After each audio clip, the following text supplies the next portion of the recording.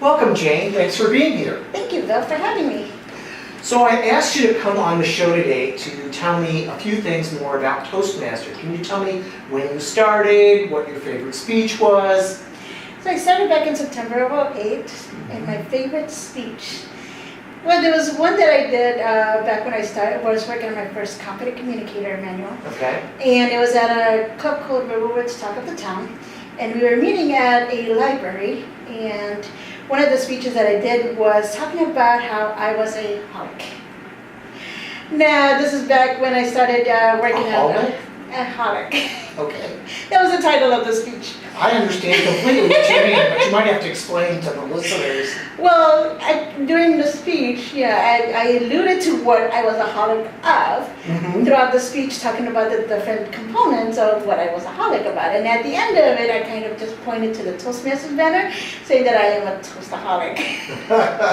And it was kind of one of those speeches that I guess I did such a good job because everybody was trying to guess and trying to figure out what I was a holic of throughout the whole speech until I pointed to the banner. And even then, some people were confused, and finally got it afterwards. I think that kind of started following me around that Toastaholic name, because after that, I became a division governor, and I had this huge team, and it just kind of became part of my name.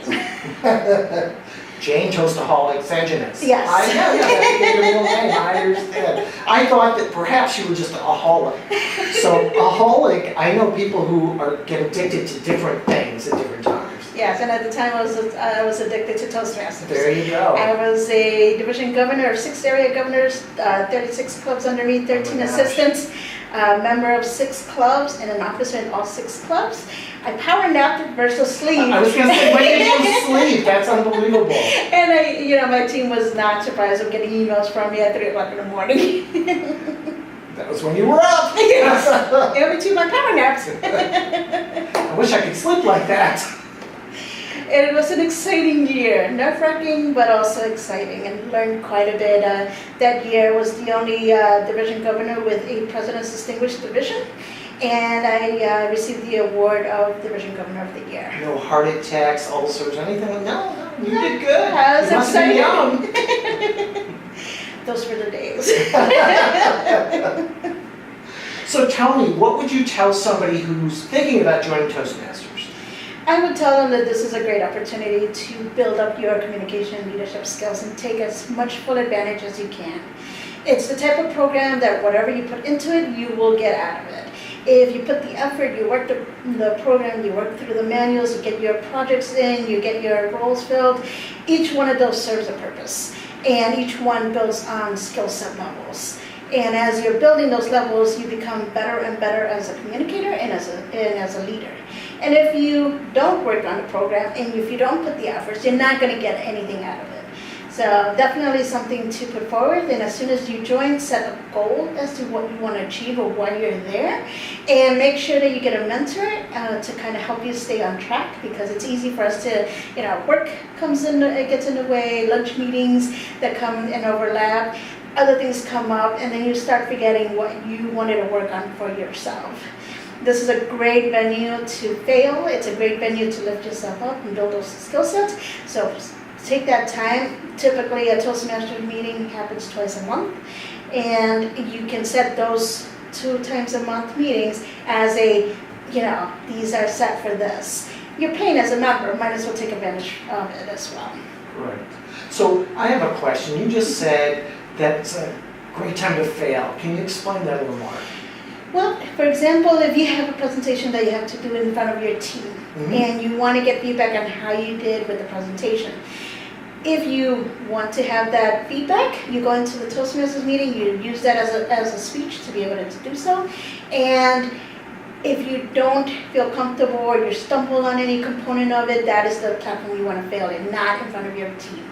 And you want to have that immediate feedback of here's some things to work on to make you a stronger speaker. And those are the tools and the feedback that you get that will help you become that fluent speaker. Whether it's getting rid of your ums and ahs and all those filler words, the stumblingness, the nervousness, the oh my gosh, don't look at me. All those different things that go into you. And this program helps you overcome those. So as a Toastaholic, I have a further question. If you were to tell one thing to the people who you are now leaving, because you're leaving Granger, what would it be? What would you like to impart upon? Never stop learning, never stop growing, and never stop attending Toastmasters. Because quite honestly, everyone gets busy, like I said, with work and everything else, and not everyone has accomplished their goals, and you know who you are. But you will name names later. I will name names later because I will be keeping in touch and making sure that they're up to date on their goals. And that's, as a mentor and as a DTM, that's one of the things that I always like to lift people up and help them grow. And sometimes they forget what their goals are because other things come up, and they need that little gentle reminder, that nudge, the little arm twisting, that volunteering to do things to be able to get them back on track. And that is kind of what you do as a mentor. And I've enjoyed being a mentor of many of the members in Toastmasters, especially in Figures of Speech Club that has been my home club since I started in the journey. And I wanted to see it successful in the way that the club itself is successful by the members being successful. And they're successful by working the program and working on their goals to make them better. Well, now I understand why your bio describes you as a Toastaholic. Thank you for being here. Thank you.